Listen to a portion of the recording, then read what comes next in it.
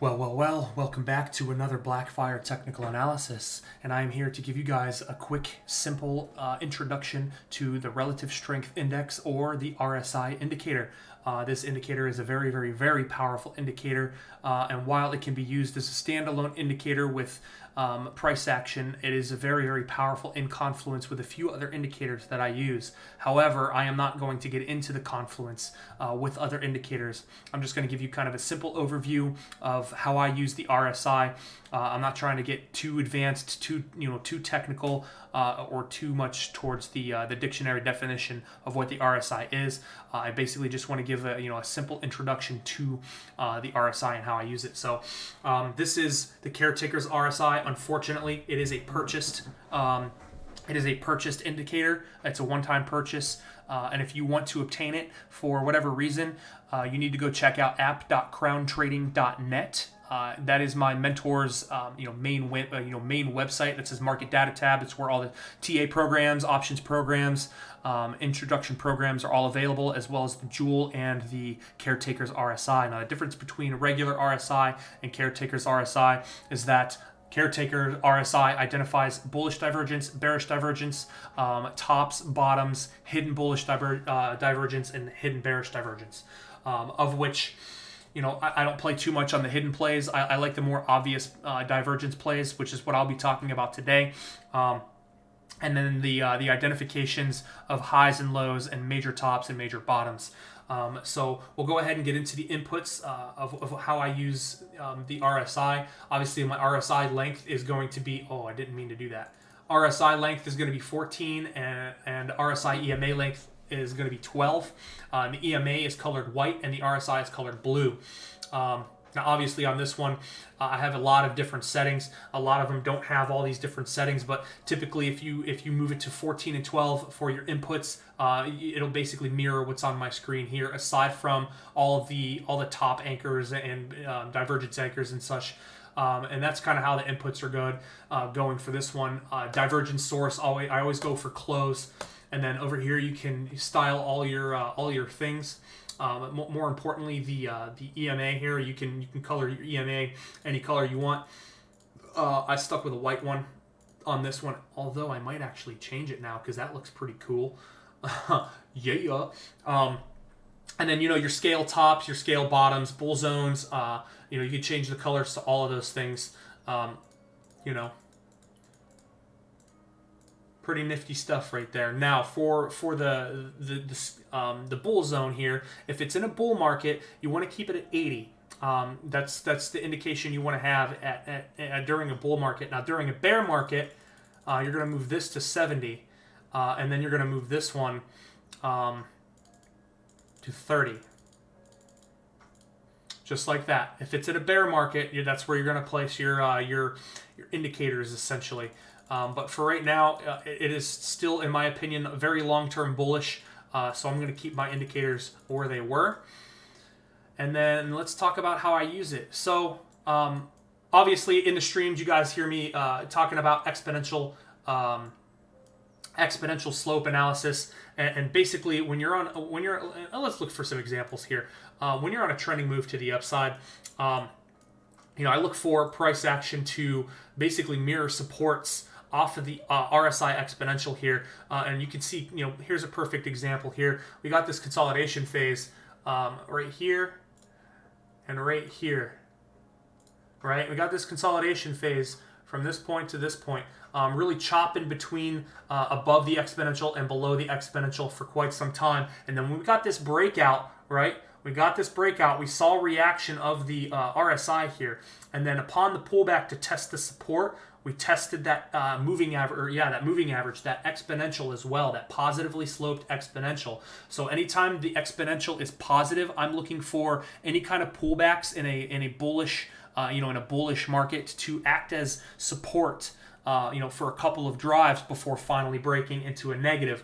And even during the bull market, anytime I see the exponential slope to the negative side here, I'm looking for it to act as resistance. And we can see a couple of examples of that right here during this period. I'll go ahead and mark it off right here.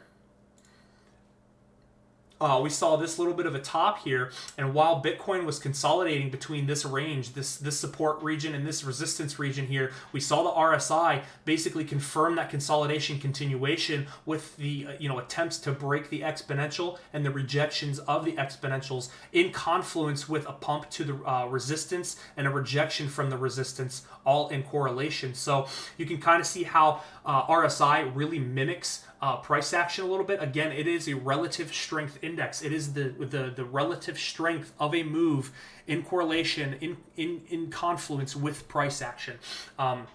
So as far as that's concerned, that's pretty much how I use it. Now, you see all these arrows and all these lines laid across my RSI indicator. Basically what the lines are, they're points of divergence being identified. This one automatically identifies divergences for me. So I'm not even going to tell you, teach you how to do divergences today. That's going to be a whole different video when I can muster the confidence to try to do it without this indicator, because I become so reliant on this indicator and it identifying divergences for me that I no longer have to do it. It does it for me. So I basically look for these lines here to identify divergence. Now let's look for a real example of divergence here, and we can see one right here. We're going to talk about bearish divergence. Fine, I'll get into divergences a little bit. Bearish divergence is when you see a higher high printed, right? So in this breakout, we got this higher high right here met with resistance to print a low, right? We got that reaction, and then boom. Now all these red lines and these red arrows were not printed out, in hindsight. They weren't printed out yet. So we saw that reaction. We saw a real dive to the downside here, right? And then that exponential became negative. And then as soon as we pumped back up, we saw price action put in a new all-time high. But in reaction to the RSI putting in a lower high. Boom. First drive of bearish divergence is printed. Bearish divergence oftentimes leads to downside price action. And as soon as we got that confirmation of bearish divergence, here it is. Here's your bearish divergence confirmation here. We got our high candle, and then we took out the low of that candle. As soon as that happened, we saw the divergence print. Excuse me, this one. I'm looking at this one right here. As soon as we saw this high print, and then this candle follow through to print, a new, a higher low, or whatever you want to call it, a new low, we got that bearish divergence anchor, and then that bearish divergence was met with resistance upon testing the negatively sloped exponential, and then we see follow through to the downside. And then let's see here. Yeah, and then another drive of bearish divergence printed when we saw more all-time highs. More highs being printed with RSI printing lower highs. So essentially, higher highs on price action and higher highs on price action and lower highs on RSI prints bearish divergence. Higher highs and what's bearish divergence? Yeah, higher highs and higher lows, higher highs and lower lows. Is a signal for bullish divergence. So what am I talking about here? Here we're going to look for an example of bullish divergence. So we printed a high here, okay? We printed a high here and we printed a low here on the RSI. And then we can see we printed a higher, this one. We printed a higher low, but printed a lower low on the RSI. Again, we're looking for higher highs in confluence with lower lows on the RSI. Higher high here. Here's your low, followed by your next corresponding low. That's printing a lower low on RSI, activates bullish divergence, and you can see how that played out right here. I use this indicator because it identifies that for me. It gives me a warning of hey, we got confirmation of bullish divergence, or hey, we got confirmation of bearish divergence. I try not to look for the hidden stuff. I do believe that the hidden divergence is orange for the bearish here.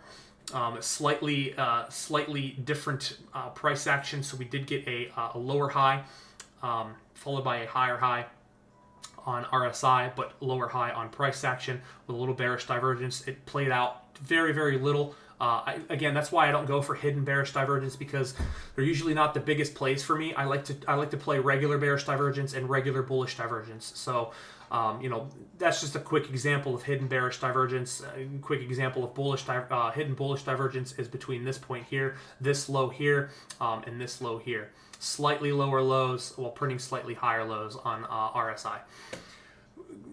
Again, I don't play the hidden stuff. I'm looking for breakouts. I'm looking for bigger moves. I'm looking for better divergence plays than that. So I pay attention to the dark blue and the dark red points and arrows here. So that's RSI. That's how I use RSI.